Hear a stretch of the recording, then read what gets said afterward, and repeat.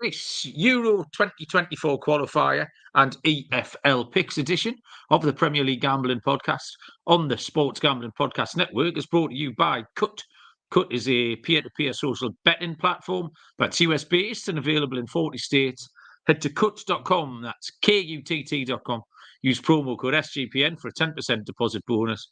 We're also brought to you by Underdog Fantasy. Play their fantasy pick'em for a chance to win 100x NBA, NHL, college basketball and more. Sign up today using the promo code SGPN to get a 100% deposit match. We're brought to you by SGPN subscriber-only March Madness Bankroll Challenge. Free to enter, up to $2,000 in prizes. End of the day at sportsgamblingpodcast.com/madness. And brought to you by Hall of Fame Bets, the sports betting research platform for parlays, player props and game lines. Download the Hall of Fame Bets app or visit hofbets.com. Use code SGPN to get 50% off your first month and start making smarter bets today.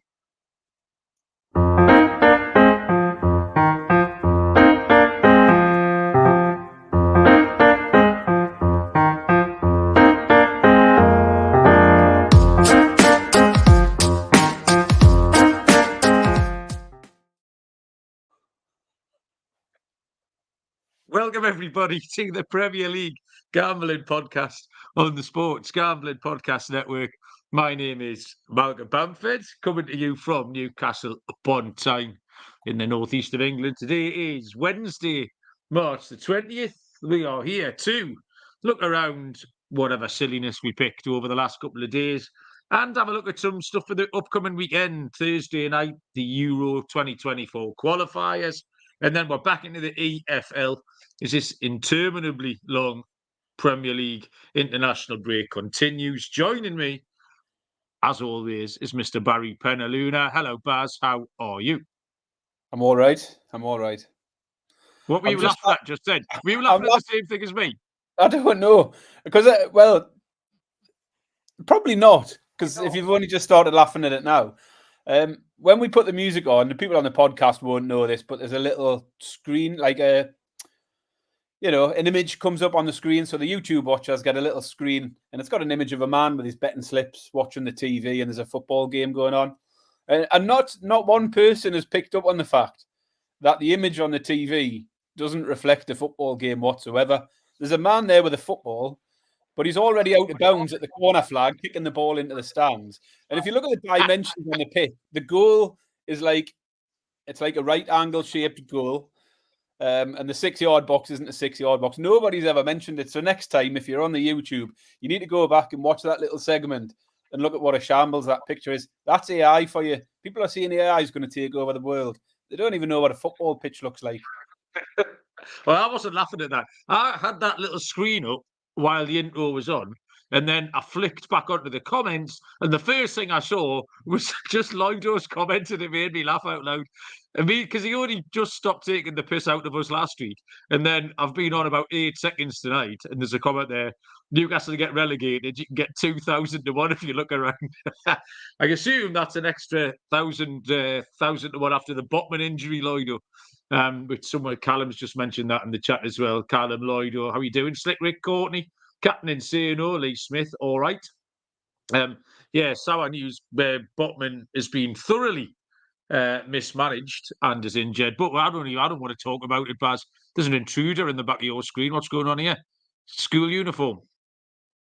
Oh, Barry's doing some live parenting. Anyone who's joined in the chat, so I'll carry on for a bit. I'm all right. I'm sorted now, Malcolm. Sorted, yeah, I blocked the route to the fridge. Basically, she wanted some sort of refreshment from the fridge, so that's all. She should be in bed, Baz. She should be. I want to talk about some parenting actually tonight, Baz. Right, point of order first is, what do you think I'm watching on the telly? Strippers. No, but there is a lot of nudity. There's a new series of naked attractions started, Barry. Are you a fan of this programme? No, but I know you like it. I don't. I don't like it. I've gone up. I don't know if you have this in America. The British people know what we're on about. I don't know if you have it in America. I'll be honest, Baz, the fannies make me feel a bit sick, I think. Like, do you know what I mean? Like, just fannies in the wild. Like, But what gets it's me quite... is the way they come. What's your name? Where you come from? What do you do? Oh, my name's Linda. I'm a primary school teacher from Norwich or something like that. And just, how does this primary school teacher face like the parents on parents' evening, having got it all out on national TV a few nights earlier? Absolutely bizarre. Well, I thought I'd leave this on for a few minutes just to see as much as I can bear, and I'm struggling, Baz. It's going to have to go. For a start, you never know if you're going to get the fannies or the knobs first, and we've started with the knobs. And what's worse, Baz, is it's middle-aged ones.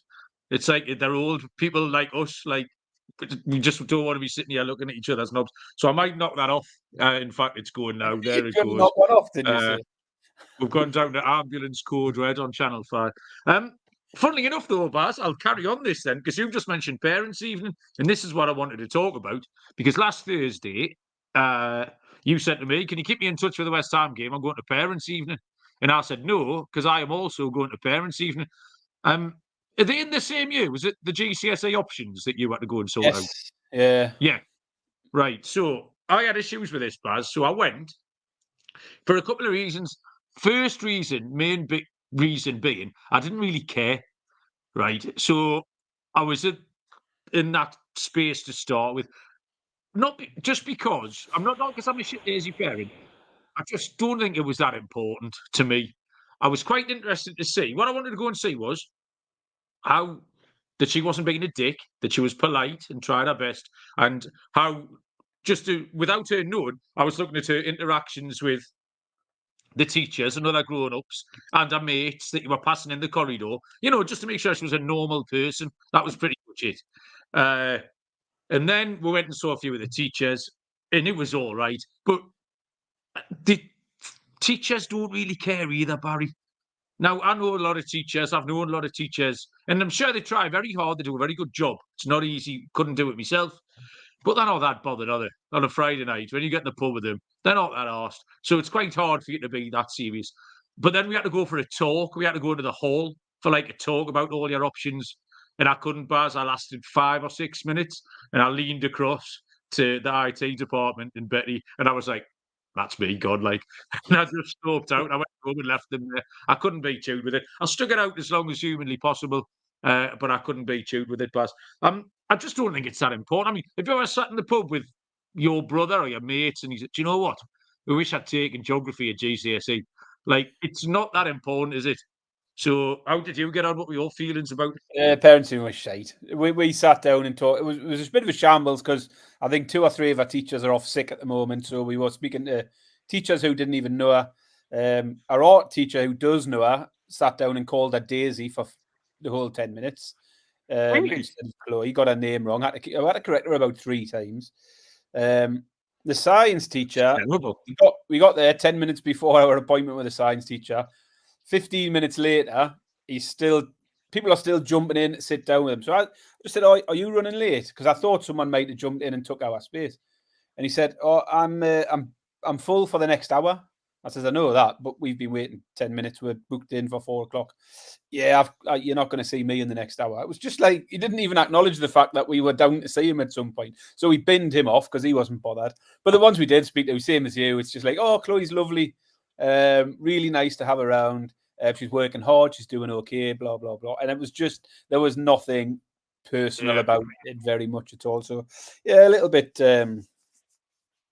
pointless. Like, we didn't have the talk or anything like that. We'd had that via a Zoom thing that you could just download and watch at home whenever you wanted. So Chloe has made her choices. She had a bit of deliberation. So I think she had a couple of choices to make. She chose art, and then she couldn't decide between business, media, and sociology. She ended up going with media. So there we go. Yeah, we ended up with, it was the silly ones. I convinced, she actually took my advice, Barry, which is remarkable. I think she knows, because I'm so not bothered about anything. If I give her some advice, it's because it's probably important. Like, that's why I don't have an opinion on anything, because the very rare times I do, it's worthwhile. So she took my advice and then plumped for a few silly ones like photography, which I just sounded expensive to me. I was trying to talk her out of that because it just sounds like it's going to cost me thousands of pounds. That was all. Like, but anyway, we'll work it out. And I said, listen, it's a different world now, Baz. You can do what you want. You can go back when you're 23 or 35 and do anything you like. Or you could sit here and talk about football and get paid, Baz. Picks this week, we did all right. We picked 4 games. We quite like the underdogs in all of them, Baz. I went 2 out of 4, but we had a good one tonight. We had a really good one tonight. Halifax, we said momentum was real, and Halifax battered Chesterfield. It's 16-5 plus 320. I took the unders in the Crawley Stockport game. I got Bradford wrong, but you were right. The only one I lost on, and this was the funny one. If you did listen to the show, we said Barnet v Eastleigh, everyone should go out and pile on exactly 3 goals because I'd taken over 3.5, you'd taken under 2.5. So the only possible course of action was 3. I still don't know how I lost because this was 2-1 at half time. So I just chalked it up as another winner. Ended up losing. So we gave out plenty winners, Baz. And the dogs were absolutely the right play. And everyone in the chat was on the dogs. Everyone liked them. There was just that sort of feeling about it. Halifax were a great bet. Like the horse he gave out on Monday as well, when 8-11, I think it was. I did check it, Lloydo. 8-11, it went in at Southall on Monday afternoon as well. So yeah, thanks for that. That all adds up. Sorry, Baz, what you saying? Yeah, I mean the underdogs, as you see, I took the underdogs. We put it out as 400 to 1 acca, didn't we? And fair enough, we got 2 winners out of 4. I mean, that double would have paid nice. But we also said you could take it as a sort of double chance accumulator. And we only fell 1 goal short. So Halifax, Notts and Crawley all hit the double chance. And the only one that didn't was Eastleigh, lost 2-1 to Barnet. So had Eastleigh have got 1 more goal, we'd hit that was about 20 to 1 for them all on the double chance market. So yeah, definitely along the right lines, fading those favourites. Chesterfield will get the job done in the next couple of weeks, but wasn't hugely surprised given the form that Halifax went and got a result tonight. It's a different kind of handicapping as well, Baz, because we watch the Premier League. You know the Premier League inside out. You watch most of the games. You watch Match of the Day. You read about it, listen to it all the time. So there's teams, like you said, the West Ham thing. I'm just not looking at West Ham's results. I know how I feel about how they're going to go. When we're handicapping League 1 and League 2, and I imagine everyone else who's having a bit on it as well, is no one can be all over all those games in terms of how a team are playing. Who's injured, who's not injured, unless it's a local team or a team you follow. So you are looking at the stats, it's more data analysis. So it's a different type of thing. We're not pretending that we follow all 92 teams. Well, more than 92 because we're in the National League, weren't we? So 116 teams inside and out. But looking at the data and picking out 2 or 3 of 4 winners at nice prices, Baz, was good. That's exactly what we're going to do tonight as well. We've got loads of international stuff. We've stuck to the Euro qualifiers because there's international friendlies. England, Brazil. Bob said to me today, you're not doing England, Brazil. And I just didn't have the stomach for it. And I messaged you about it, and you were quite aggressive in your willingness to not do. You shouted at me down the phone like via Messenger. No, I'm not doing that shite. I was I'm like, glad okay. you got the tone of my message via message. Because I looked at the fixtures. You said what we're going to do. There's internationals, there's EFL, and I was like, I'll do EFL, but I just haven't got the will to look. I can't be bothered to watch international friendlies.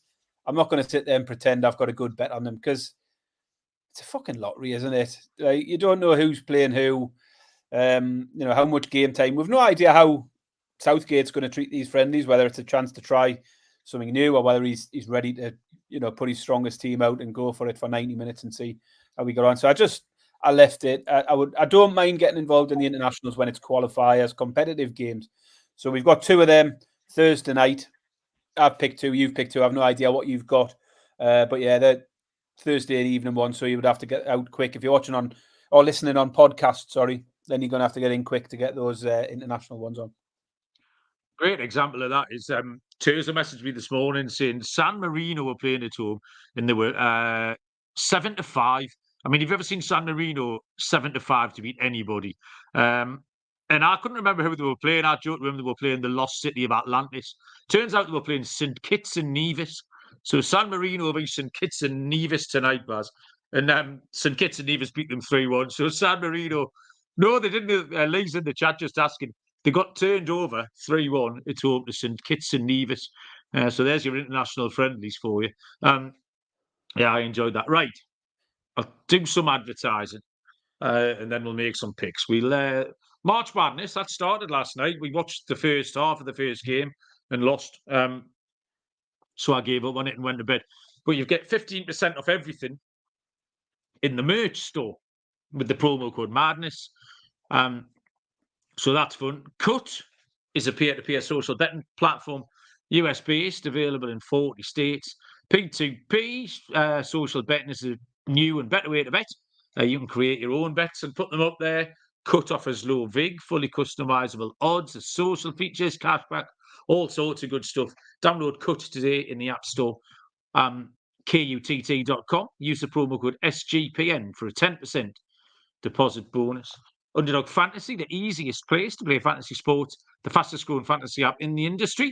Pick higher or lower on the 5 players that you want. You can win up to 100 times your money in a single night if you make it a little bit spicy. Sign up today we've got our own code here, which is PLGP, and get your first deposit doubled up to $100. Visit underdogfantasy.com, find them in the App Store. Don't forget to register with our promo code PLGP to get your first deposit doubled up to $100, as well as an instant pick'em special. Must be 18 or over and present in the state where Underdog Fantasy operates. Terms apply. Concerned your play, call 1-800-522-4700 or visit ncpgambling.org. Okay, so we don't know what we've picked here then, Baz. What we've got here is the Euro 2024 qualifiers. So they've even drawn the groups for the tournament in the summer, but there are 3 qualifying spots. There are 3 spots in the tournament left up for grabs, and there are 12 teams. So they've done a double draw. We've got 6 games tomorrow night. The winners of those will then go through. We've got to face each other and 3 of those teams. So I think that's Monday, Thursday and Monday, or Thursday and Tuesday possibly. But it is a double draw. And what you've ended up with, due to, I think, did they throw in the winners of all the Nations League groups, Baz? Because you've ended up with... Because I was looking at the Poland v Estonia, and I'm looking at Estonia's qualifying campaign, and they finished rock bottom of their group. And yet here they are in a playoff to qualify, and I'm thinking, how's this work? And then you look at all of the groups, and you've got the first, the second, and the fourth are still in. It's all a bit of a mess. So I'm assuming, like you say, it's come from the the Nations League games. But, I think it was one of the incentives of the Nations League that if you won your little group, even if it was Group H, League H, that you got in. So that's how Luxembourg and Kazakhstan and Estonia and people like that have made it in. I'll lead us off, and this is my favourite pick of the night, Baz. The game is Thursday, 7:45 Eastern, 2:45, and it's Wales against Finland, Barry. Wales are 6-7, -116. The draw is 12-5, +240. Finland are 15-4, +375. I didn't give this much thought until I listened to some bloke on Talk Sport banging on about it on the radio this afternoon. And it just made perfect sense. Like, Wales are in a really good spot here. I think instinctively you'd say there wasn't too much between the two teams. But what Wales have got, and I think this makes a huge difference, Baz, is they've got a lot of players playing really well at the moment for teams who are also playing really well at the moment. So they're playing high-level competitive football, and they're doing okay. They've got a lot of players in form. So you've got Harry Wilson, who's been great for Fulham. He's been scoring goals. Fulham have been winning. You've got all the Leeds. Dan James has been really good for Leeds. Again, momentum, winning games. Ethan Ampadu been absolutely outstanding for Leeds recently. Leeds are keeping clean sheets for fun. Kiefer Moore, he's a big lump. He's an absolute lummox. But Wales do like to play with the big number 9. He went to Ipswich Town, I think, over the January window. And Kiefer Moore's been fine as well. Ben Davies came in, real unsung hero at Tottenham. He came in and played when Mickey van der Ven got injured, and he's been absolutely outstanding for them. So I just think that, and the form as well. They beat Croatia at home recently. They drew at home to Turkey. And that kind of form, with these players in good form, Baz, goals in them, and players that know each other, that's good enough to overcome Finland. Finland squeezed past San Marino, who we've just talked about. They lost to Kazakhstan. They lost 3-0 in Slovenia, which is a decent comparison game. I think Wales are a great price, Barry. 6-7, minus 116, Wales to beat Finland. Yeah, so the key for me here was the fact Wales are at home, because they've been in this exact same situation qualifying for the World Cup 2 years ago. They had home games against Austria, followed by a home game against Ukraine to qualify in the playoffs, and got through both of those. So find themselves in the same position here with a home tie here against Finland. And if they qualify from that, they'll have a home tie against Poland or Estonia. I think Wales are in better form, as you say. They're unbeaten in 6. Standout results in qualifying. They did beat Croatia. They got a draw away from home against Croatia, beat them at home. And at home now, they've not lost in 7. Finland's away form doesn't blow me away as well. 3 wins from 8. But if you sort of delve deeper into that, the wins away from home for them was Kazakhstan, San Marino, Northern Ireland. When they've travelled to anyone half decent across Europe, Slovenia, Denmark, Sweden, they've came out as losers. I first considered the unders, to be honest, because in qualifying games, Wales went under 2.5 goals in 6 of 8. But then looking at Finland's side, they've went overs in 4 straight games now, and the unders is crazy short price, 1-2 for the under 2.5 goals. So the books aren't expecting many goals here. But I thought the same as you. Just keep it simple. Wales look a good price. I've got them down at 17-20, so I'll take Wales to beat Finland at 17-20. Okay, team right then. All aboard on Wales. I think they have to play the winners of the Poland game next up, which is going to be a problem for them. Hopefully, we get some decent games to handicap on a Sunday night for these final qualifying rounds. Right then, Baz, you'll go. What you got? So without further ado, I'll move over to the Poland game. So I've got Poland versus Estonia, which is also a Thursday night, also a 7:45 kickoff, I believe. Just checking that now. Poland are 1-6, Estonia 14-1, with the draw at 17-1. Estonia, as I mentioned, finished bottom of their qualifying group. They've sneaked into these playoffs on a technicality, as you've said. They're on an 11-game winless streak, and they've lost 9 of those 11 games. So first things first, it just looks like a straightforward win for Poland. They are 1-6 though, so it's finding a bet around that 1-6 price. 1-0 was my first thought. I like it, but it's 1-2, and that's because Estonia have failed to score in their last 6 qualifying games. So loads of form for Estonia not getting on the score sheet. The problem I've got here is Poland haven't got much recent history of scoring like tons of goals. But I do want Poland on my side. But then you think, can I take them to score 3? You can get evens for them to score 3 or more. You can get 7-5 for them to win by 3 or more. Now, Estonia did lose by a 3-goal margin in qualifying on 3 occasions. But then you look at Poland's last 3 wins, all 2-0s. Before that, they had a couple of 1-0s, another 2-0. They're always to 0, and they're always 1s or 2s.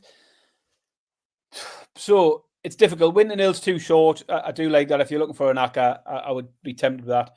My next thought was Poland to win both halves. That appeals at 6-5. I don't think Estonia will score, but the difference between Poland to win both halves and Poland just to score in both halves wasn't a massive difference. So for me, I feel there's a little bit of insurance there. So the pick I've landed on is Poland to score in each half. It's at 5-6, minus 120. And as I say, there's just a little less jeopardy. If Estonia do fluke a goal in either of those halves, you don't want to be sitting there waiting for Poland to score 2 in a 45-minute spell, because it doesn't happen often. I mentioned Poland have got a few 2-0s lately, and in the last couple, they have scored in both halves. It's been 1-0 each half.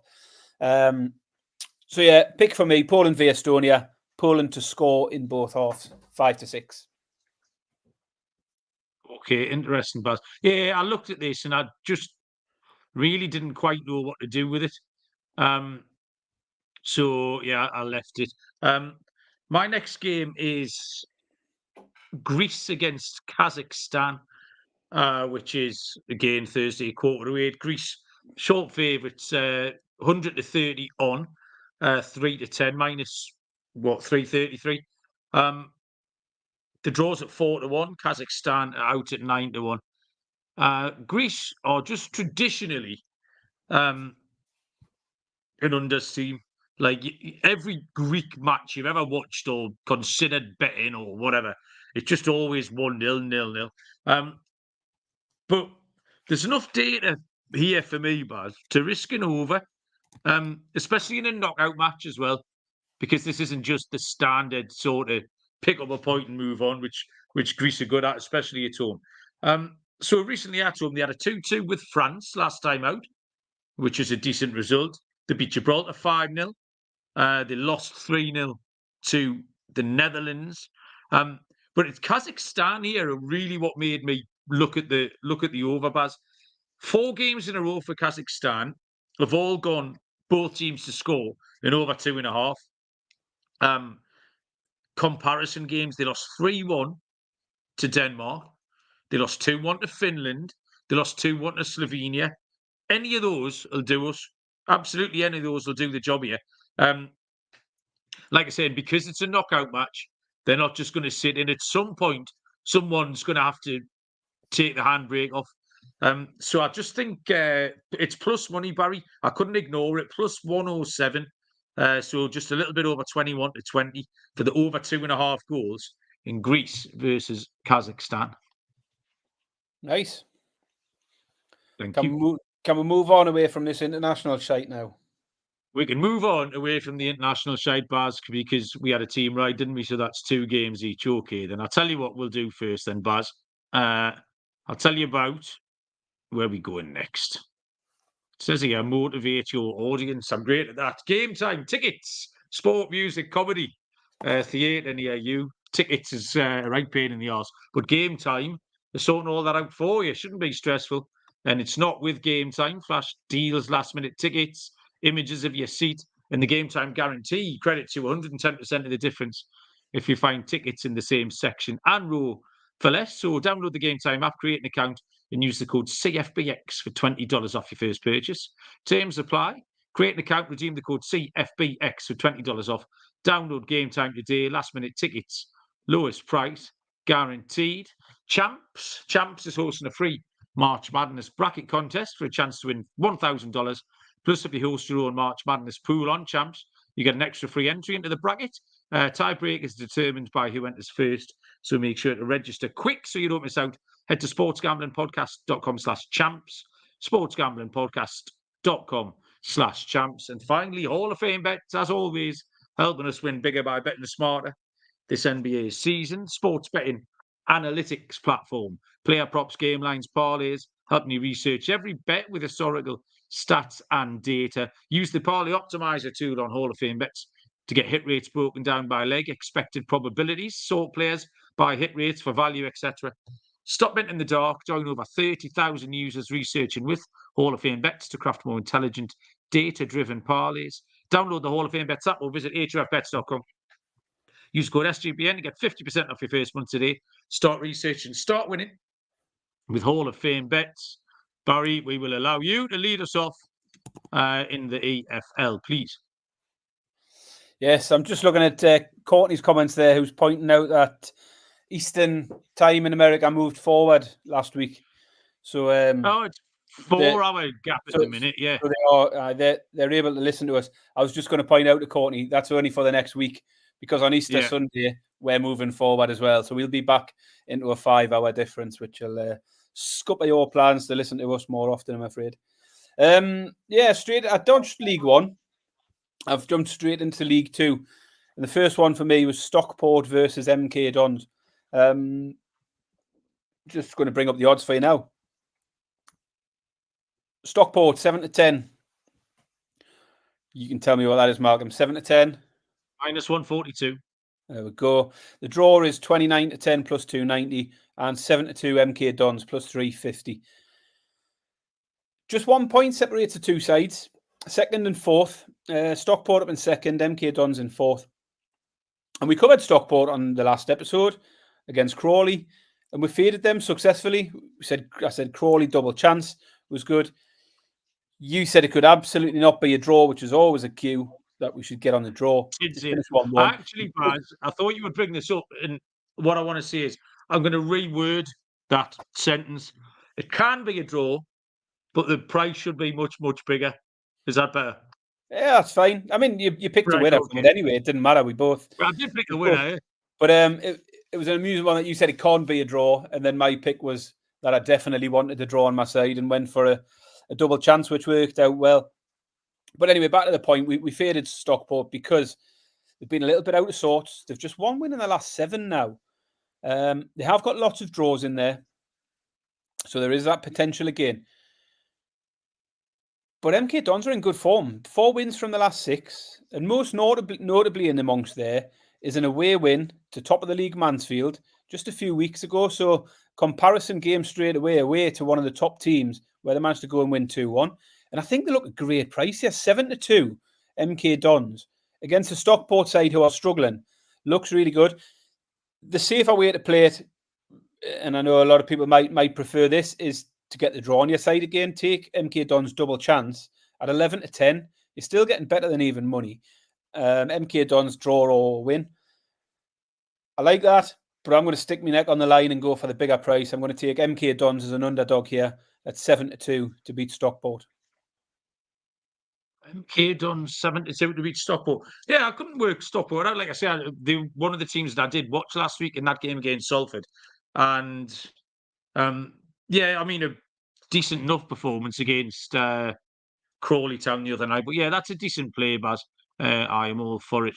I did go into League One. I've got, in fact, I might have 2 League One picks actually. Let's have a little look. Where are we here? Competitions, England, League One. Yes, I did. No, I didn't. Wear one. I've got one League One play. Saturday 3 o'clock, which is 11 o'clock Eastern Time. Courtney, be aware. And the game is Burton Albion against Port Vale. I feel like Port Vale have had too much airtime, Barry, on this show. This is about the 7th or 8th time they've featured Port Vale in comparison to a lot of other teams. Port Vale are quite frequent flyers with us. Like Burton Albion are 6-5 plus 120. The draw 9-4 plus 225, and Port Vale are 23-10 plus 230. So it's very, very close on the books. A bit of a local derby as well, this one. And I'll tell you why it's so close on the books. It's because both teams are in absolute dog shit form. Completely and utterly woeful, the two of them. Burton have picked up 1 point from 6 games, and they haven't scored in 4 of those 6 games. They have won 6 of their 18 home games, which isn't terrible. Like, pick sort of 1 in 3 is reasonable. Port Vale have got no win in 14, Barry. 4 draws and 10 defeats in 14 games. They've lost 5 of the last 6 away. So this is the proverbial 2 bald men arguing over a comb. But Port Vale's form is much worse than Burton's. And Burton have at least showed enough at home to demonstrate that they can secure the odd win. So odds again, 6-5 plus 120. I think Burton Albion can turn over Port Vale, Baz. So I will take the Brewers, please. Yeah, so back on to League 2 again for me. Mansfield v Colchester is my next one. Mansfield 2-5 favourites, minus 250. The draw is at 15-4 plus 375. And 13-2 for Colchester plus 650. Don't fancy the dog in this one. Mansfield in first place, taking on Colchester in 22nd. Just a point above the relegation, Colchester. And they have just 1 win in their last 13 in really, really poor form. They do have a lot of draws in there, but I don't see them getting much here. Against a Mansfield side who are in good form and full of goals at the minute. They've won 4 of their last 5 at home and scored 19 goals in those 5 home games. Skewed a little bit by the 1-9-2 win they had. But still, there are other games they've had 5-1s, 3-2s, plenty of goals in the Mansfield games. Team total appeals to me here. Mansfield have scored 3 or more goals in 5 of their last 10 games. Now, up against one of the bottom sides in the league who aren't getting many results at all. I think they can get 3 again here. And they're a plus money price, 6-5. Mansfield team total over 2.5 goals at 6-5. Mansfield team, yeah, you're a big fan of Mansfield Town, Baz, aren't you? You're always getting amongst Mansfield. Pat has joined us in the chat, that rhymed, with his Norwich badge. He's updated his avatar to his Norwich City badge. Up the Canaries, Pat. How you doing? Pat's show is Rocking the Suburbs podcast the other day. Featured Barry. I was looking at I think they're Pat's notes, which his notes look a little bit like something you'd see on a documentary with a serial killer, like after the event, like something they found under the floorboards, like a clue. But on Pat's notes, I noticed The Fall and Supergrass were 2 bands that he'd featured on the same show the other day. And I was absolutely all over that. So welcome, Pat. How are you? I don't believe you are a serial killer for a second. I'm sure you're a very nice man. Just clear that up. Right, okay. I have got another League One game, Baz. I was talking shit before. Carlisle against Stevenage. Carlisle are Burton Birdie 130 plus 333. The draw is 14-5 plus 280. And Stevenage are 3-4 minus 133. Carlisle and Port Vale will be a good game. Carlisle have lost 13 of their last 14. Absolutely, totally gone to pot. Carlisle have. The bottom of the league, they've got 3 wins from 19 at home. And I don't want anything to do with them. Carlisle have had a really weird season, like off the pitch as well. For some reason, and there's quite a lot of this, I think, around in football at the moment, that there's a bit of a hooligan element crept into Carlisle, and I just think it's kids, Baz. But they've had games sort of stopped. They've had people arrested for abusing the goalkeeper. They've had racist stuff going on. I think there's just like a load of. It's a social issue, but Carlisle have suffered a lot with it, and it obviously hasn't helped because the ground's been 3/4 empty because they've been dog shit. So all the kids go in, spend however much it costs to get into Burton Park, and just cause mayhem. So Carlisle as a club aren't in a great place at the moment. Stevenage are 8th, have lost 2 in a row, but they were against decent sides.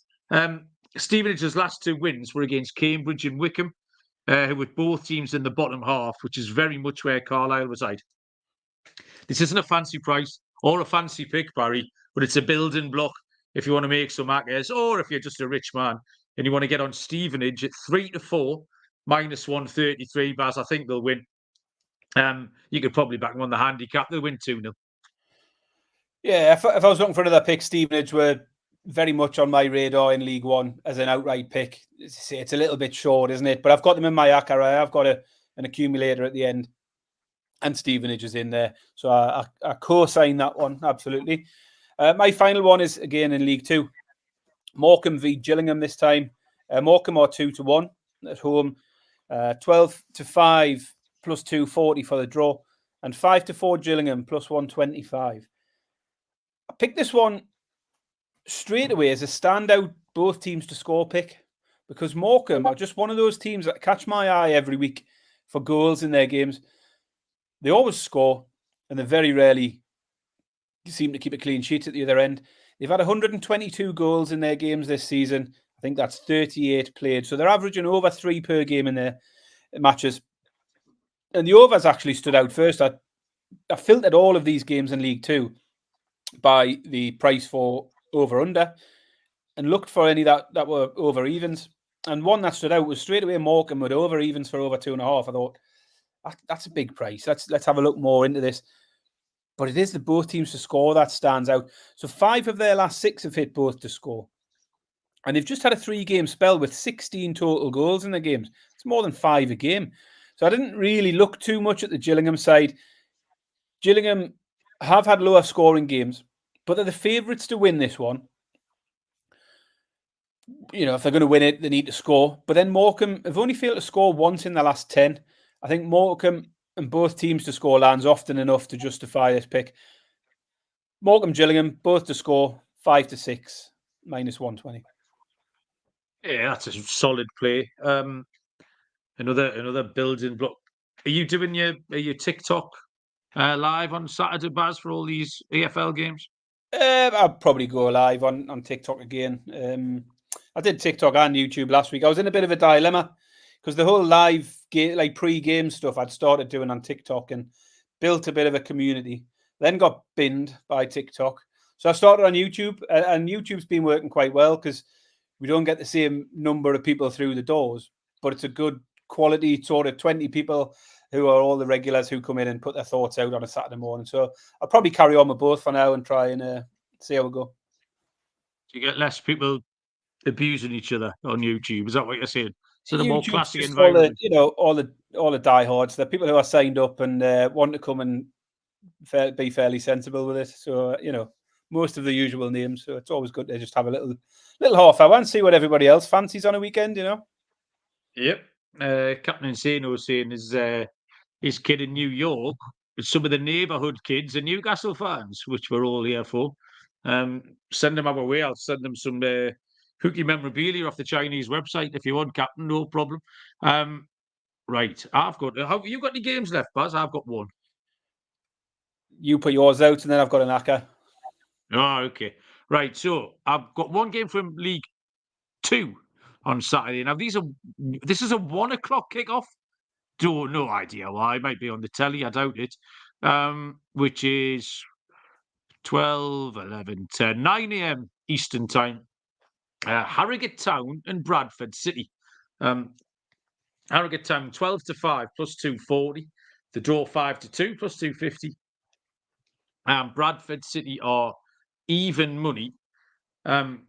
Actually, Harrogate have drifted out here. 16-5 plus 220. So yeah, a bit of a bigger price. Bradford are even money from odds on. And part of the reason I put these in was because Bradford burned me in the week. So I was aware of that, and I was aware of their form before they got turned over 3-0 to Open Notts County in the week. And I'd faded them because as I'd backed them because I thought they could bounce back. They were in poor form, but I thought it was a good bounce back spot, and I was wrong. So they've now lost 3 in a row, scored 1 goal and conceded 10 in those 3 defeats. And that defeat on Tuesday night, Notts County weren't in great form, and to lose 3-0 at home was very, very poor. Harrogate, at the start of the year, they were favourites for relegation. We sort of talked about them as possible relegation candidates, and they started really, really well, but they've absolutely fallen in a hole recently. The last 8 games, they've drawn 4 and lost 4. However, the last 2 games have been 0-0, and they've won 6 of 18 at home. The fact that they can keep a clean sheet, which they have done in the last 2 games, and be competitive in the face of Bradford, who really haven't been competitive, I think that's a big price, because this to me looks like a match. It's a toss of a coin. I don't know why Bradford could be even money in that form that they've been in. So I'm not falling for it again. Harrogate have proved they can stay competitive recently. 12-5 plus 240. Harrogate Town to beat Bradford City, Baz. Yeah, I mean, I know I've watched Bradford because I've sort of got on them at the wrong times recently. I mean, the bad form for Bradford is short term. They've lost 3 in a row, but before that they were unbeaten in 6 and won 4 of 6. What happened is I started backing them.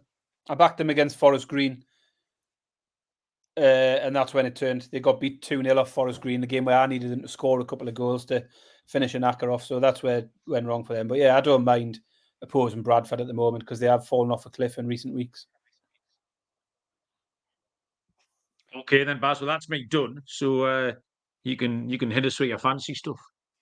Yeah, I've got an accumulator, moneyline accumulator, because I looked at the 2 sort of standout favourites in League One. And I liked them, but didn't want to put them out as a pick. You've taken one of them, Stevenage. The other one's Derby. And then I thought, what can we build them up with? And I like Mansfield to win. I think that should be a straightforward one. And the final one's an away team in Wrexham. at the top or end of League Two, they push the price up. So they're in there really as a little booster. They're around evens. So the accumulator is Stevenage, Derby, Wrexham and Mansfield, all to win, 6-1. Okay, I like that, Baz. I think we're done. Little 45 minutes tonight, because obviously we're a bit deprived of the top class action that we need. I can show you how deprived we are, Malcolm. Sorry? How deprived we are of any decent action. I've had to buy some scratch cards tonight to get my fix. Oh, Barry, that's proper degen behaviour. Have you scratched them? I've scratched the fuck out of them, Doesn't matter how many times. Doesn't matter how many times I scratch them. They're still worth absolutely nothing, Malcolm. The email off the lottery people is one of the most teasing things I get, and not very often. I've told you I think I've won like 6 lucky dips since I started at Christmas. But especially it's the notification on your phone where you just get who the email's off. So I'll get an email notification. It'll say the National Lotto, and it just says you've won ... Like, and then I suppose it's a sweet moment, because for those 5 or 6 seconds in your life, you might be a millionaire and you don't know. And then you click on it, and it says you've won a lucky dip. And that's what it says every time. I got one today and opened it, dead excited. And it was telling me to review my deposit limits or something. I was like, oh, however, man. But the lotto email is one of life's great teasers. Like, did you win anything? No? No, garbage. Absolute garbage. What an absolute racket that is. Right. Well, I'm going to point everyone to the MLB Gambling Podcast, which is gathering momentum at a rate of knots. There was a game today in Seoul in Korea, the first regular season game. There's another one tomorrow. So if you people want some degen activity, 10 o'clock start for the baseball tomorrow. That leads you nicely into the horse racing, where Lloydo's given us a couple of pointers for tomorrow's action. And then actual opening days next Thursday. So there's loads of MLB content over on the MLB Gambling Podcast. Half the crew are in Vegas. Noah is out there with Colby and Sean and Ryan and Moneyline Mac. Bowser and all the boys are out there getting involved in March Madness. So there's loads of good content absolutely everywhere on the network. So yeah, be a friend, tell a friend, like, rate, review, subscribe. Baz, anything to add? No, that's all from me. That's all from Barry. Thank you, everyone. It was in the chat. Courtney, all the way up to Lloydo and Callum, Michael, Captain Insano, Lee, everybody else. I think that's probably everyone. But yeah, we do appreciate it. Serial's asking if Baz has ladder. There's no international ladders, Serial. The games are too far apart for an international ladder. So yeah, Serial's joined us for the last 7 or 8 seconds. Second time today, Serial, you've joined right at the end of one of my shows. Be less tardy next time. Good luck with your bets. We'll be back on Sunday night, because we'll have these Euro 2024 final qualifiers, and I'm sure we'll find some other shite as well. Until then, we will see you down the road. Cheers.